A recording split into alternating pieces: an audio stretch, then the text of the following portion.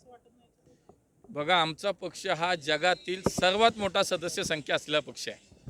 आज माननीय मोदीजींच्या नेतृत्वाखालचं आमचं केंद्र सरकार, देवेंद्रजींच्या नेतृत्वाखालचं राज्य सरकार, मागच्या 5 वर्षात पुणे महापालिकेत आम्ही कारभारी म्हणून केलेलं काम, हे सगळं पाहता निश्चितपणे आम्हाला विश्वास आहे की यावेळेला सुद्धा पुणेकर आमच्यावरती 100% विश्वास व्यक्त करतील. आज भाजपमध्ये पक्ष म्हणून आज इतके स्वाभाविकपणे जर इच्छुक असतील तर याचाच अर्थ लक्षात घ्या की पक्ष वाढला आहे, पक्ष मोठा झाला आहे, विस्तार झाला आहे, कार्यकर्त्यांची संख्या वाढली आहे. हे एका सशक्त लोकशाहीचा म्हणजे बघा, आमच्याकडे सगळी लोकशाहीनं प्रक्रिया पार पाडतो आम्ही.